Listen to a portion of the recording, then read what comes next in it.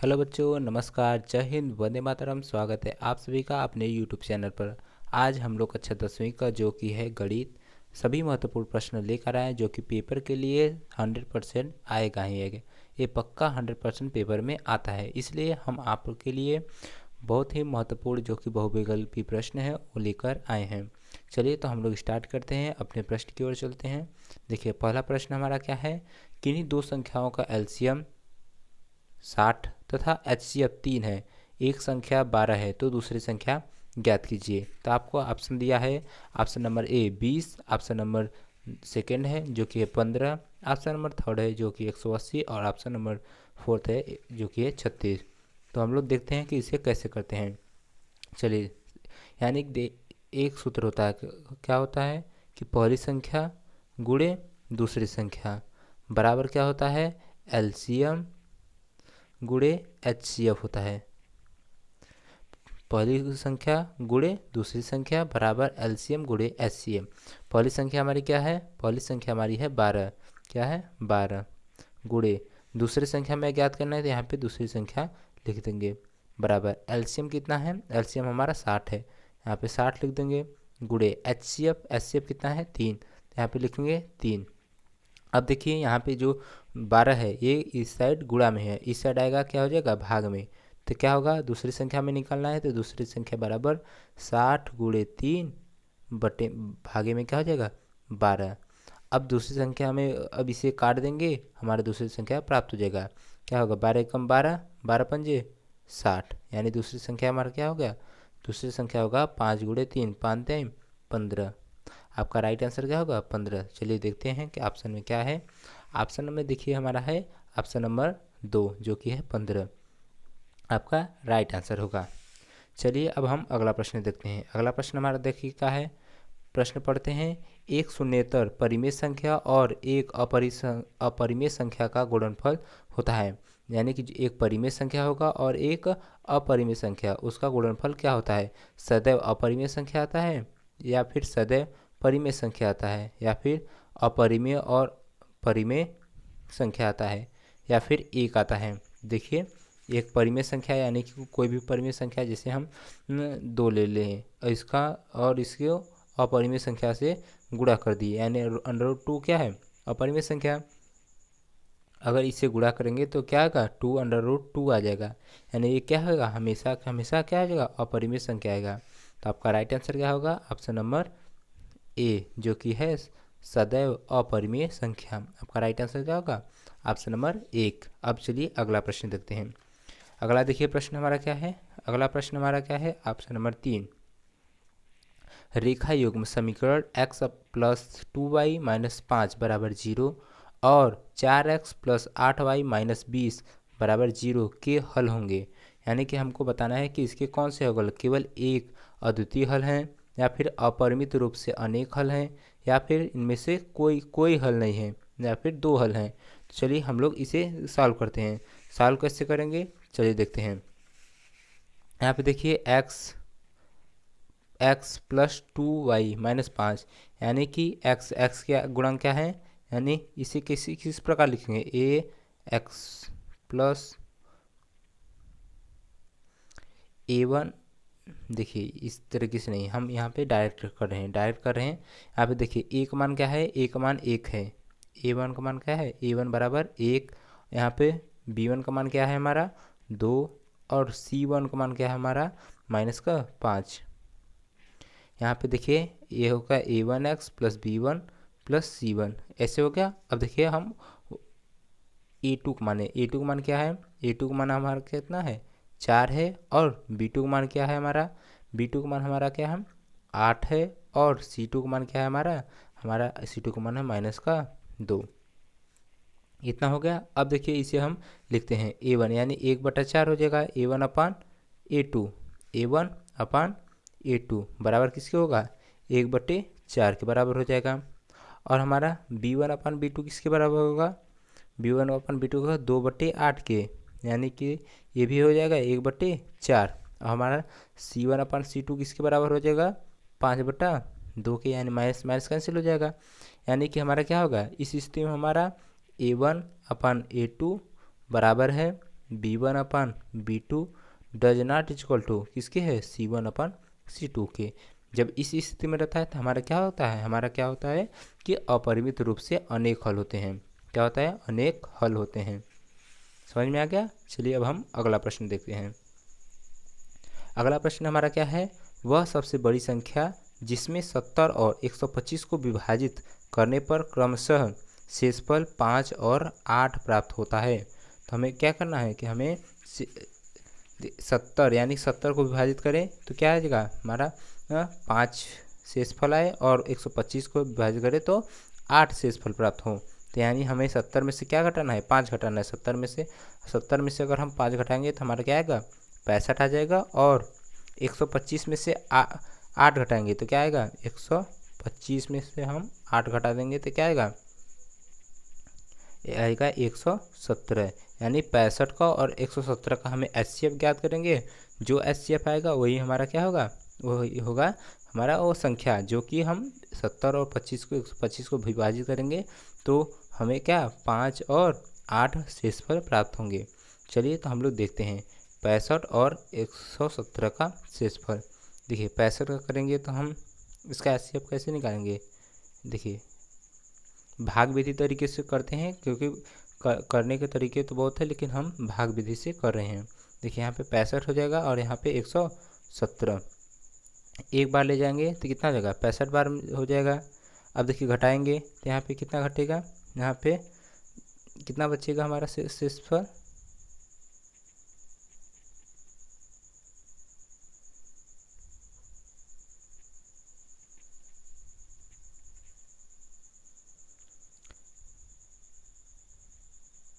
अब देखिए घटा लेते हैं। यहाँ पे 7 में से 5 जाएगा, कितना बचेगा, 2 बचेगा। और यहाँ पे देखिए कहाँ कितना बचा है, 11 में से 6 जाएगा, कितना बचेगा, हमारा बचेगा 5 बच गया। अब देखिए अब हम इसको इसमें भाग देंगे, किसमें, 65 में भाग देते हैं। भाग देंगे तो कितना आएगा, एक बार में ही जाएगा, कितना आएगा 52। इसको घटा लेते हैं, एक क्या आएगा, घटाएंगे यहाँ पे 3 आएगा, 5 में से 2 जाएगा 3 और 6 में से 5 जाएगा 1। अब देखिए अब इसको इसमें से घटा देंगे कि अब इसको यहाँ पे लिखेंगे 13 चौके 52, कितना आ जाएगा 52। यानी जब तक हमारा शेषफल 0 नहीं आता तब तक हम इससे भाग ले जाते हैं, और जिससे पूरा भाग शेषफल जब 0 आ जाता है वहीं उसका क्या होगा, HCF, यानी ऑप्शन नंबर जो कि है 13। ये आपका राइट आंसर क्या होगा, ऑप्शन नंबर 1 जो कि है 13। चलिए अब हम लोग आगे देखते हैं, 5 नंबर देखते हैं। कह रहा है कि 3 के प्रथम 5 गुणजों का योगफल है, यानी 3 के 5 गुणज कौन कौन से होंगे। देखिए 3 के 5 प्रथम जो कि प्रथम 5 गुणज होंगे, पहला क्या होगा 3 होगा, और क्या होगा 6 होगा, फिर 9 होगा, 12 और 15, 1 2 3 4 5 गुणज हो गए। अब देखिए इनका योगफल निकालना है, तो योगफल निकालने के लिए क्या करना है, हमें सूत्र पता है कि क्या होता है, यस n बराबर n/2 फिर 2a plus n-1 into D होता है। ये आपको सूत्र पता होगा, या इस पे कर दीजिए या इसे पूरे को जोड़ लीजिए। तो हम इस सूत्र पे कर रहे हैं, तो यानी कितने हैं 5 है, 5/2। 2 एक मान कितना है 3 प्लस n कितने हैं 5 माइनस 1, डी का मान कितना है 3 से विभाजित है तो 3 कर लिए। अब देखिए अब इसे सॉल्व कर लेते हैं। यहाँ पे आएगा 5/2। अब देखिए यहाँ पे 3 दूनी 6, 3 दूनी 6 प्लस 5 में से एक जाएगा, कितना बचेगा 4, 4 3 12। अब देखिए क्या होगा 5/2, 6 और 12 कितना होगा 18 हो जाएगा, यहाँ पे 18। अब इसे काट देंगे, कितना आएगा 9 आएगा, 9 पचे 45, 9 को गुणा 5 में करेंगे कितना आएगा 45। आपका राइट आंसर क्या होगा 45। तो आपका राइट आंसर होगा 45। चलिए अब आगे देखते हैं, आगे क्या कर रहा है। देखिए प्रश्न कर रहा है द्विघात समीकरण 2x² - 4x + 3 = 0 के बारे में निम्न कथनों पर विचार कीजिए। आपको बताना है कि ये निम्न कथन पे आपको विचार करना है कि क्या है। चलिए तो हम लोग देख लेते हैं। कर रहा है पहला ऑप्शन है दिए गए समीकरण के विविधतर 0 से कम है। ऑप्शन नंबर 2 सेकंड क्या कर रहा है समीकरण के कोई मूल वास्तविक नहीं है। ऑप्शन नंबर 3 क्या कर रहा है समीकरण के विविधतर 0 है। और ऑप्शन नंबर 4 क्या कर रहा है, फर्स्ट और सेकंड दोनों हैं। तो हम लोग देख लेते हैं कि देखिए सूत्र क्या होता है, बी स्क्वायर माइनस 4ac, यही सूत्र होता है। अब इसी पे हम मान रखते हैं बी का मान क्या है, यानी 4 का मान क्या है b, यहाँ पे लिखिए 4 का स्क्वायर यानी कितना होगा 16 माइनस 4 है 4, a का मान कितना है, a का मान 2 है 2, c का मान कितना है 3, यहाँ पे 3 कर देते हैं। अब देखिए 16 माइनस 4 दूनी 8, 8 त्रिका 24, 24 आ जाएगा,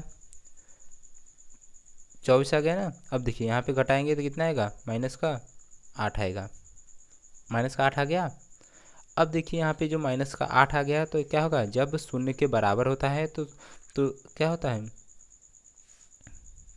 यहाँ पे शून्य के जब जिसे -8 आ गया तो यहाँ पे दिए गए समीकरण की विविधता शून्य से कम है, तो ये भी आप सही है।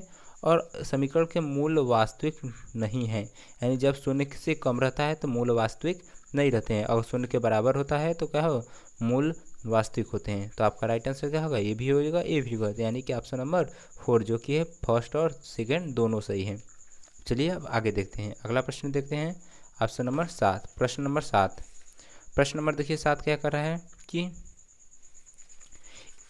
AOBC एक आयत है जिसके 3 शीर्ष A 0,3, O 0,0 और B 5,0 है, इसका विकर्ण है। यानी कि हमारे पास क्या है, एक आयत है, चलिए आयत बना लेते हैं।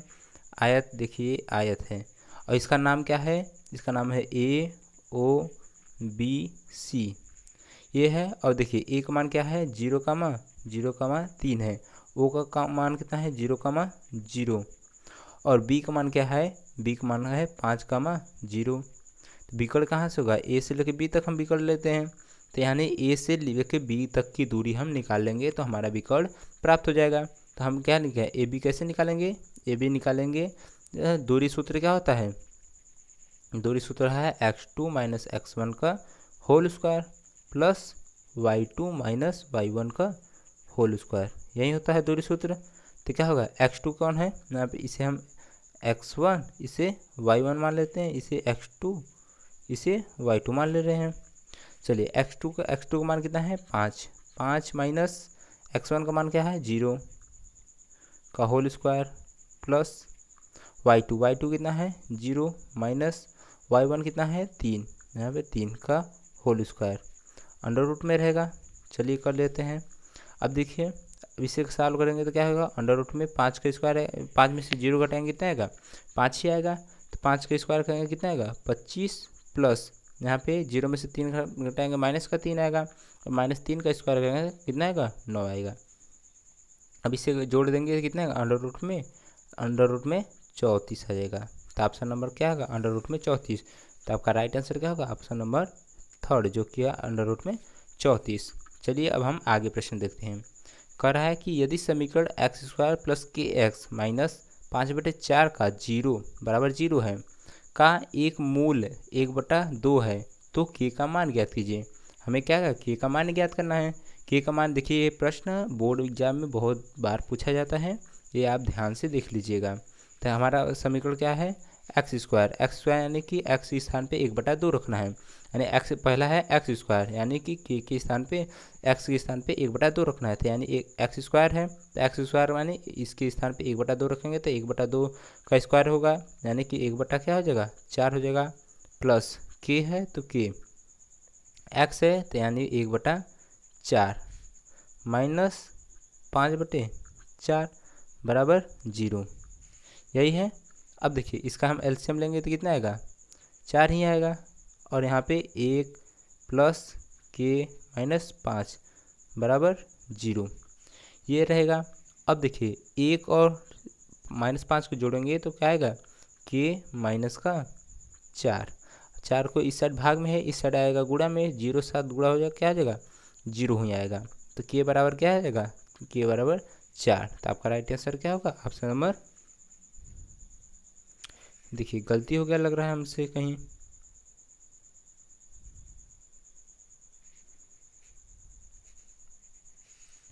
यहाँ पे देखिए जो x का मान है 1/2 है, तो यहाँ हमने के यहाँ पे x का मान यहाँ पे के एक्स है, न कि स्क्वायर है, हम यहाँ पे स्क्वायर है इसलिए 1/4 की है, लेकिन यहाँ पे 2 ही रहेगा, 2 रहेगा तो यहाँ पे 2 दूना 4।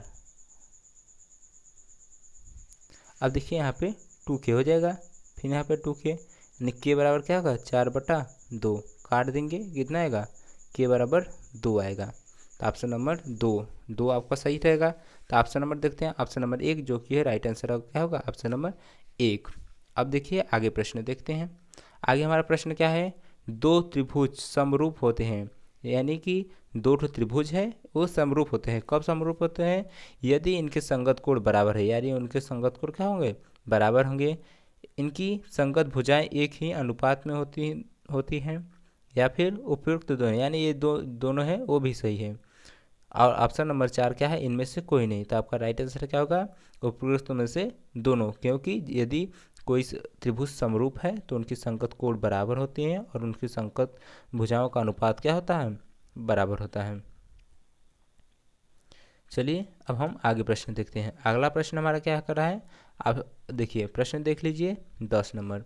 यदि एक समकोण त्रिभुज ए बी सी में एंगल सी 90 डिग्री और ए सी क्या है 3 सेंटीमीटर और बी सी हमारा 4 सेंटीमीटर है, तो बिंदु सी से जाने वाली मध्य का माप है। तो हमें क्या करना है, चलिए हम लोग इसे सॉल्व करते हैं।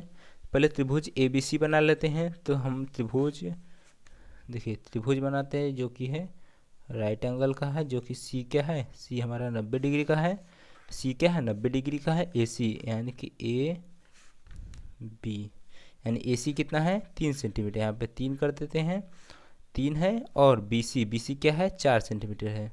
देखिए तो अब क्या है, तो बिंदु से सी से जाने वाली मध्यिका का मान होगा, यानी जो सी हमारा है यहाँ से यहाँ इस बिंदु का मान बताइए। तो हम इसे किससे निकालेंगे, हम इसे पहले सबसे पहले पाइथागोरस प्रमेय से निकालेंगे कि कर्ण का स्क्वायर क्या होगा लंब का स्क्वायर प्लस आधार का स्क्वायर, यानी लंब का स्क्वायर कितना होगा 3 यानी 9 प्लस आधार का स्क्वायर कितना होगा 16, 16 9 कितना होगा 25 हो जाएगा, और कर्ण बराबर 25 यानी कर्ण का मान क्या आएगा कर्ण का मान 5 आएगा। कर्ण का आधा करेंगे तो क्या होगा 2.5 आएगा, यानी कि बीच में है इसलिए हम आधा कर रहे हैं। 2.5 यानी कि 2.5 सेंटीमीटर आपका राइट आंसर हो जाएगा। चलिए अब हम लोग आगे देखते हैं, अगला प्रश्न देखते हैं 11 नंबर। देखिए 11 नंबर क्या कर रहा है कि यदि sign theta minus cos theta बराबर 1 है, तो साइन के पावर 4 थीटा प्लस कॉस के पावर 4 थीटा का मान होगा। तो आपका राइट आंसर क्या होगा, आपका राइट आंसर ऑप्शन नंबर 1 जो कि है, ये आपको याद रखिएगा कि इसका एक ही होता है।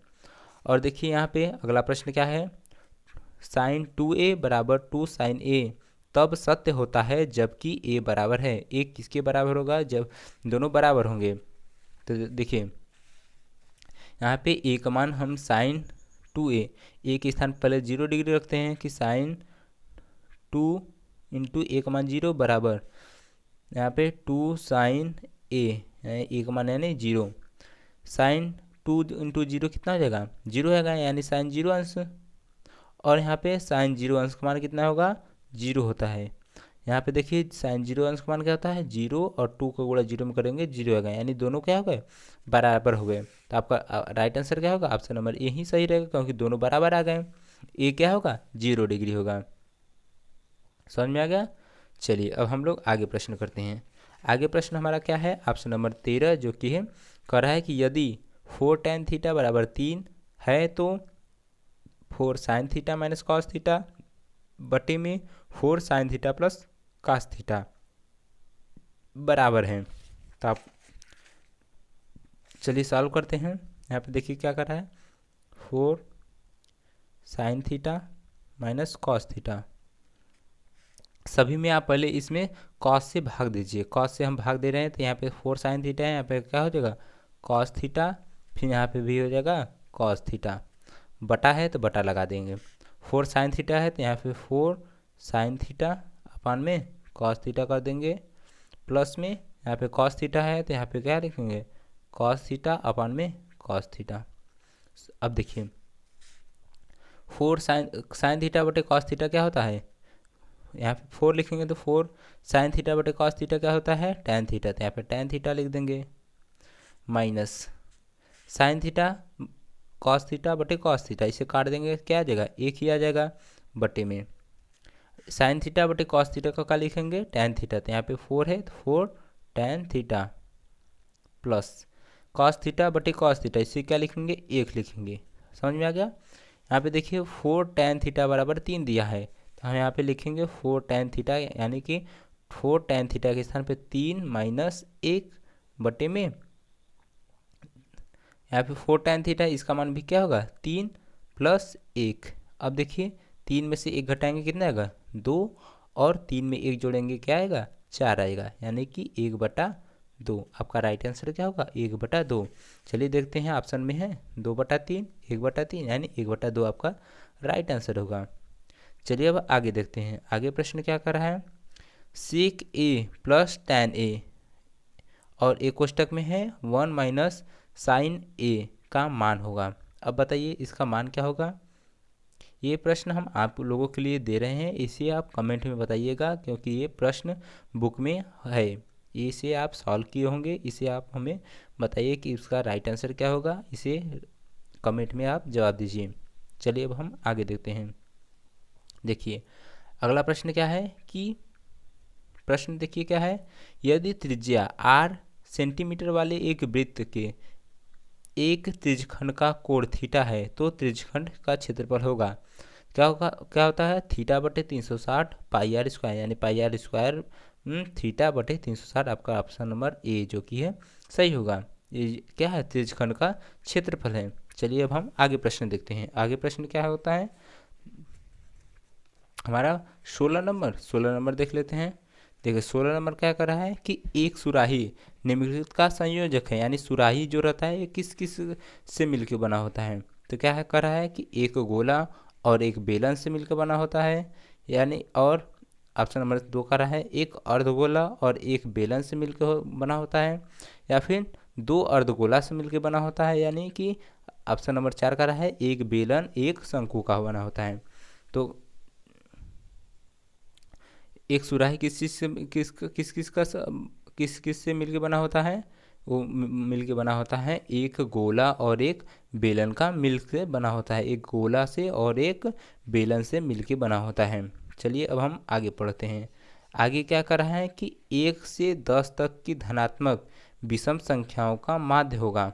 देखिए 1 से लेकर 10 तक के विषम जो धनात्मक विषम संख्या हैं, तो यानी कौन कौन से होंगे, देखिए 1 होगा और क्या होगा 3 होगा और 5 होगा और 7 होगा और 9 होगा, यही हमारा क्या होगा विषम धनात्मक विषम संख्या होंगे, जो कि है 1 से लेकर 10 के बीच में आते हैं।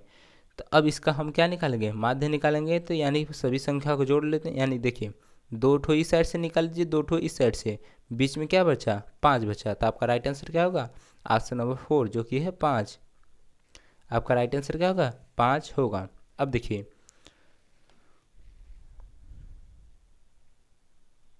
अगला कह रहा है कि आंकड़ों 13, 15, 16, 17, 19, 20 की मध्यिका होगी। अब देखिए मध्यिका हमें ज्ञात करना है, यहाँ पे देखिए इस इधर से 2 निकाल दीजिए, 2 ठो इधर से, 16 और 17 जोड़ देंगे, 16 और 17 कितना होता है 33 होता है, कितना होता है 33, कितनी संख्या है 2 संख्या है, तो यानी कि 2 से भाग देंगे, तो आपका राइट आंसर क्या होगा ऑप्शन नंबर जो कि है 3 जो कि है 33/2 आपका राइट आंसर होगा। अब देखिए अब लास्ट प्रश्न हमारा क्या है, यदि कुछ प्रेक्षणों का माध्य 27 तथा बहुलक 4s क्या है 45 है, तब मध्यिका होगा। तो क्या होगा कर रहा है कि 19 नंबर की यदि कुछ प्रेक्षणों का माध्य 27 तथा बहुलक कितना है 4 यानी 45 है, तब मध्यिका होगी। तो हमें क्या सूत्र होता है, देखिए ऑप्शन नंबर क्या दिया है, ऑप्शन नंबर 1 क्या है 32, ऑप्शन नंबर सेकंड क्या है 33, और ऑप्शन नंबर थर्ड क्या है 34, और ऑप्शन नंबर जो कि है फोर्थ है इनमें से कोई नहीं। तो एक सूत्र होता है, सूत्र क्या होता है, सूत्र होता है कि बहुलक देखिए रुकिए बता रहे हैं बहुलक,